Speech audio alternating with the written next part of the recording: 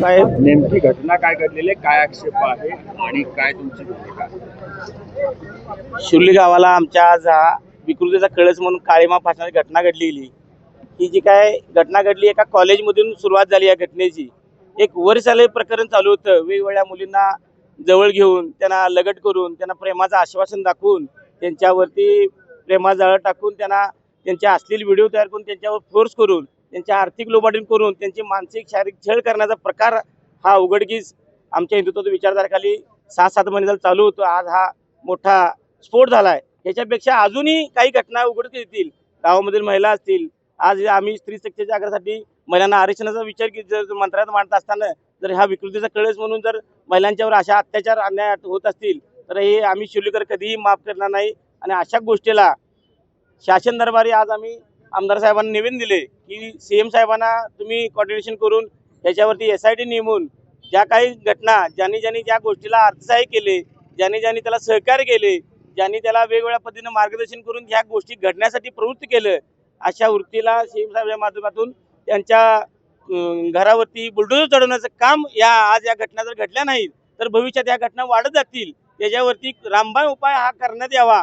Bulldozer असेल, त्यांचे light connection असेल, त्यांचे घर नास्ता करून जो शासकीय सरकारी नोकरदार असेल त्याची बडतर्फ करून त्याला शासन अशा पद्धतीने व्हावं की परत हा कुठला विकृत विचारधारा मानसिकता निर्माण होऊ नये शिर्लीमध्ये किंवा महाराष्ट्रामध्ये संपूर्ण देशामध्ये.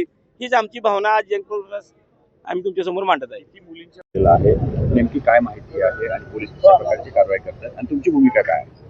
नक्कीच ही जी घटना आहे अत्यंत निर्दयी आहे, म्हणजे अत्यंत चुकीची आहे. या संदर्भामध्ये पोलीस प्रशासन योग्य ते कारवाई करते. पण या ठिकाणी गावामध्ये जे गाव बंद केलेलं आहे नक्कीच सर्वच लोकांची भूमिका इतकी मतं तीव्र आहेत की अशा घटना घडू नयेत यासाठी सरकारनं कायदासुद्धा पारित केला आहे. त्यानंतर सुद्धा ही मंडळी आपण सर्वश्रेष्ठ असं समजून वागतायत.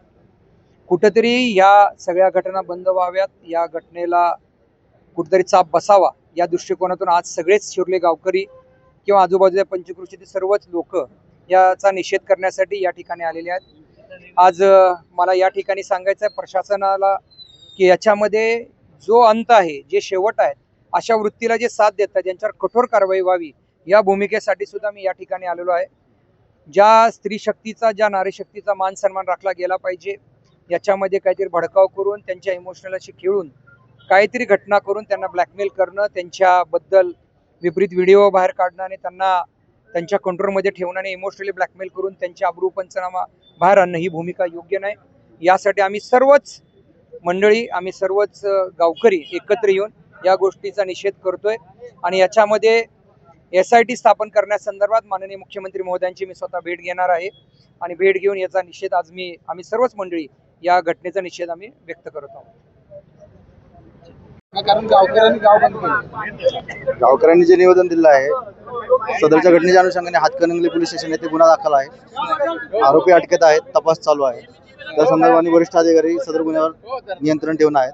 तपास योग्य दिशेने चालू आहे. एक आरोपी फरार आहे, त्याला कधीपर्यंत अटक केलं जाणार? तपास हातकणंगले पोलीस स्टेशनला चालू असल्याने तपास त्यांच्याकडे आहे, ते प्रयत्न करतात. आम्ही त्यांना मदत करतोय. जे काय सर्व मिळून जिल्हा प्रशासन त्यात हिरिरीने तपास करत आहे. आता गावकऱ्यांनी काय आपल्या समोर मागणी केलेली आहे ते सांगा. आरोपींना कठोरात कठोर शासन व्हावं ही त्यांची मागणी आहे आणि जे काही याला मदत करतात त्यांनाही यात शासन व्हावं अशा त्यांच्या मागण्या आहेत. सदर मागणीच्या अनुषंगाने त्यांनी निषेध व्यक्त करण्यासाठी निषेध सभा लावली. सर हिंदी मध्ये ज्या संजय म्हणणाऱ्या एका मुस्लिम समाजाच्या मुलग्यानं जे लव जिहादचा या ठिकाणी जो प्रकार केलाय तो अतिशय निंदनीय आहे. आणि आज महाराष्ट्रात आणि देशात जर बघितलं तर हे लव जिहाद हे जोरात चालू आहे. ही प्रवृत्ती रोखण्यासाठी सर्व मराठी हिंदू समाजानं एकत्र येणं गरजेचं आहे. आणि हे जे प्रकार घडलेला आहे ते ह्या गावात आम्ही सकल हिंदू समाज, सकल मराठा समाज हा कधीही खपवून घेणार नाही. जसा तसं उत्तर देऊन या समाजाला आम्ही ज्या पद्धतीनं त्यानं हे कृत्य केले त्या कृत्याचा निषेध या ठिकाणी मी माजी सरपंच म्हणून या ठिकाणी मी करतो. आणि यापुढं या कोल्हापूर जिल्ह्यामध्ये असे जर प्रकार होत असतील तर हिंदू समाजानं जागा होणं गरजेचं आहे. आणि आपण हे जागा होऊन या समाजातल्या ह्या विकृतीला यापुढं मुळापासून उपडून टाकणं हे आपलं हिंदू समाजाचं आणि मराठा समाजाचं कर्तव्य आहे असं मला या ठिकाणी सांगायचं आहे.